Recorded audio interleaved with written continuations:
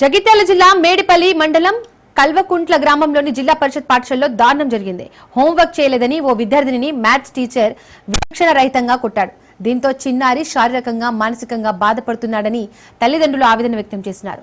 ప్రధానోపాధ్యాయుడికి ఫిర్యాదు చేసినా పట్టించుకోలేదని మండిపడుతున్నారు. ఈ ఘటనపై ఎంఈఓ డిఈఓ విచారణ జరిపి ఉపాధ్యాయునిపై కఠిన చర్యలు తీసుకోవాలని డిమాండ్ చేస్తున్నారు.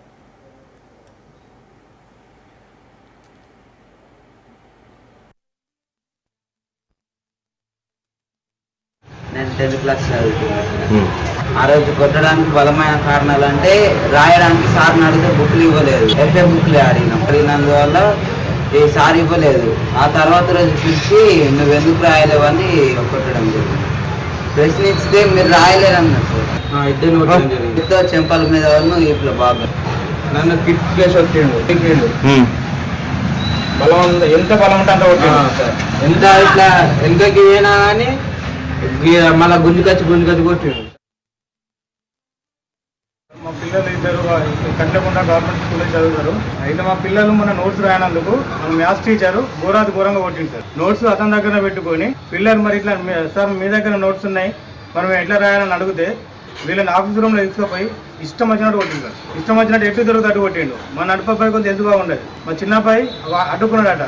సార్ అతను మా అన్న కొద్దిగా హెల్త్ బాగుండదని అంటే ఆయన కానీ ఏం చూడకుండా వీడిని కూడా ఎటు తిరుగుతాడు కొట్టి మరి ఘోరంగా కొట్టిండు. హెచ్ఎం గారికి ఫోన్ చేసిన, హెచ్ఎం సార్ గారికి ఫోన్ చేస్తే హెచ్ఎం గారు ఏమన్నారంటే నేను డిఓ మీటింగ్లో ఉన్నా, నేను లేను, నాకు అక్కడ ఏం జరిగిందో నాకు తెలియదు అని చెప్పిన తర్వాత నేను మళ్ళీ సార్ మరి ఎట్లా మరి గింత ఘోరంగా కొట్టిరు, మరి సార్ని తీసుకొని చక్కగా స్టేషన్కి రండి, మా పిల్లల్ని తీసుకుని నేను స్టేషన్ వస్తున్నా అని చెప్పిన. నేను తర్వాత మాట్లాడతాను హెచ్ఎం సార్ అన్నారు సార్. తర్వాత 7 గంటలకు హెచ్ఎం సార్ వచ్చిండు, 6:30కు ఏమో హెచ్ఎం సార్ వచ్చిండు. నేను మాట్లాడతా ఏం కాదు ఇక మీరు వెళ్ళిపోండి సార్, నేను మళ్ళీ ఒకసారి జరగకుండా చూసుకుంటాను అన్నాడు. ఇప్పటికైతే ఏం లేదు సార్. ఏమన్నా నేను మళ్ళీ మా పిల్లలకు ఇంటికి వెళ్ళిన తర్వాత నాకు గొంతుని వస్తుంది, ఇక్కడ నాకు ఇట్లా బంగుతో వీపుని వస్తుంది అని అంటే మళ్ళీ వెంటనే హెచ్ఎం గారికి నేను ఫోన్ చేసిన సార్. సార్ మరి ఇట్లా మరి వీళ్ళకి ఇట్లా వస్తున్నాయట, మరి ఎట్లా చేస్తారు సార్ అంటే ఎక్కడున్నారా అని అడిగిండు. కట్లకుంటలో ఉన్నారు సార్ అని చెప్పిన.